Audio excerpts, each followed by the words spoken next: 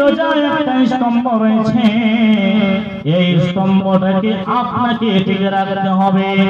আপনি মুসলমানের ঘরে জন্ম নিয়েছেন, এই মুসলমানের ঘরে জন্ম নিয়ে আপনার দ্বারা নামাজটা হলো, আপনাকে একটা বাড়ি উঠাতে যেমন পিরালা লাগে, সেইভাবে আমাকে জান্নাতে গেলে সেই পিলারগুলোকে মজবুত করতে হবে। আপনার 5টা পিলার যদি আপনার মজবুত না হয়, তা আপনাকে কম বেশি 4টা পিলারকে মজবুত করতে হবে, 4টা স্তম্ভকে মজবুত করতে হবে। তার মধ্যে রয়েছে নামাজ, তারপরে রয়েছে রোজা, তারপরে রয়েছে যাকাত। আপনাকে অর্থশালী বানিয়েছেন, হজ করতে হবে। এটাই হচ্ছে মুসলমানের পরিচয়। তাহলে যে আমাদেরকে এই 5টি স্তম্ভ থেকে নিয়ে আপনাকে আমাকে 4টা কম বেশি স্তম্ভ এবং আপনাকে আমাকে সেই পিলারগুলোকে মজবুত করতে হবে, তারপর আপনার শক্ত হবে। তারপর আপনি জান্নাতে যেতে পারবেন।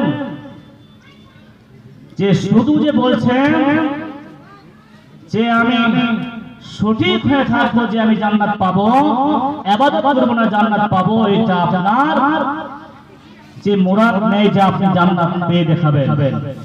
তো আল্লাহ রাব্বুল আলামিন আপনাকে আমাকে যে এই দুনিয়াতে পাঠিয়েছেন, তার একটা উদ্দেশ্য রয়েছে। আপনি আজকে নিজে খাওয়ার জন্য, নিজে বাঁচার জন্য আপনি আজকে কতগুলো কাজ খুঁজেছেন। ব্যবসা করছেন, আপনি কোন ইঞ্জিনিয়ারিং করছেন, আপনি ডাক্তারি করছেন, আপনার পরিবারটাকে চালার জন্য আপনি অনেক কিছু আপনার ব্যবস্থা করছেন। তাহলে কিসের জন্য? যে আপনি দেখছেন যে আমার সংসারটা চালাতে হবে, যে আমাকে সঠিকভাবে থাকতে হবে, বাড়ির পরিবারটাকে আমাকে উজ্জ্বল করতে হবে, যে একটাই কর্তব্য, যে আপনি নিজের কাজগুলো বেছে নিলেন শুধু পেটটার জন্য। তো সেটা আল্লাহর বক্তব্য কি?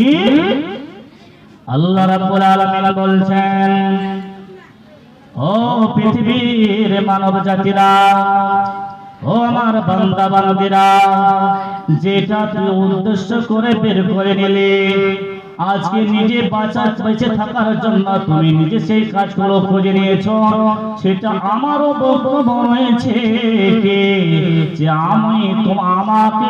আমি তোমার দ্বারাই কিছু ইবাদত নিব, তার জন্য আমি তোমাকে দুনিয়াতে পাঠিয়েছি, তার জন্য আমি তোমাকে দুনিয়াতে অবতীর্ণ করেছি, দুনিয়াতে পাঠিয়েছি মায়ের গর্ভ থেকে নিয়ে।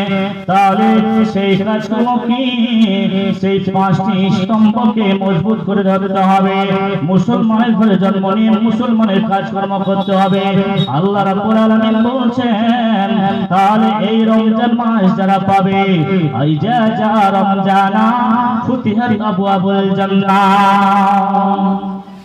ও বিশ্ববাসী মুসলমান, যখন তোমরা রমজান মাসকে পেয়ে যাবে, আর এই রমজান মাস আসতে গেলে আল্লাহ তাবারাক ওয়া তাআলা বলছেন, ফুতিহাত আবওয়াবুল জান্নাহ, আমি জান্নাতের গেটটাকে খুলে দিই।